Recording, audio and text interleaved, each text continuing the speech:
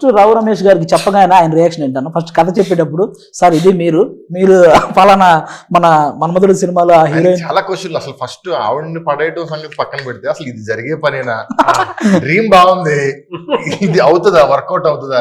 పైగా మేము అనుకున్న త్రినాథ్ గారి కాంబినేషన్ వచ్చరికి అన్ని లెక్కలు మారిపోతాయి.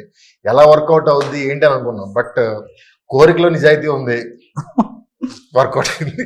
బేసిక్లీ ఒక కథ కుదిరింది, ఒక టీం కుదిరింది. ఇప్పుడు దీనికి ఒక ఖర్చు కావాలి, ఆ ఖర్చు కుదిరితే హీరో కావాలి. నేను చూసిన విధానం నాకేంటంటే, ఇప్పుడు ఇది మళ్ళీ రమేష్ గారు అన్నారు కాబట్టి బయట ఎక్స్ప్లెయిన్ చేయండి. అంత పెద్ద ఇదేం కాదండి. జనరలీ పీపుల్ కొంచెం మందికి they might feel little conscious of అంత స్క్రీన్ టైం పక్కన ఇంకోళ్ళకి ఇవ్వడం. ఇప్పుడు పాటల్లో ఉంటారు నాతో పాటు రమేష్ గారు, ఆయన ఇంచుమించు ఇంకో హీరోనే సినిమాలో. ఆయన సరదాకి ఇది అంటున్నారు తప్ప, నేను మన స్టేజ్ లో కూడా అదే సార్ ఇంకో హీరో సార్ సినిమాలో, మీకు హీరోయిన్ ఉంది, మీకు పాట ఉంది, ఓకేనా? సో దానికి మార్కెట్ క్యాల్కులేషన్స్ ఎక్కువ చూస్తారు.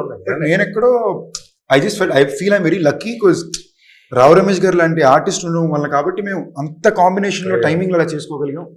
మీకు సినిమాలో కొన్ని మూమెంట్స్ మేజర్ బ్లాస్ట్ అవుతాయి. ఆయన నిజంగా ఎక్స్ట్రీమ్ ఎఫర్ట్ పెట్టారు. నేను ఫస్ట్ షెడ్యూల్ అయితే ఆయన ఎపిసోడ్స్ ఎక్కువ తీసేవారు. సో డే అండ్ నైట్లు చేశారు. అండ్ ఆయనే కాదు మొత్తం టీం.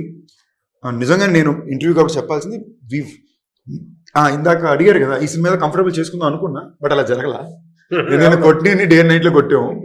ఫస్ట్ డే నుంచి చెప్తున్నారు కంఫర్ట్ చేసుకోవాలి, బట్ దానికైనా ఒక ఎఫర్ట్ అవసరం ఉంటుంది కదా, చేయడం ఒకటి. బట్ రమేష్ గారు వచ్చి డబుల్ కాల్ షీట్ లో నైట్ ఎఫెక్ట్ లో వైజాగ్ రోడ్ లో నాతో పాటు స్టెప్ వేసుకుంటూ డాన్స్ చేయాలి.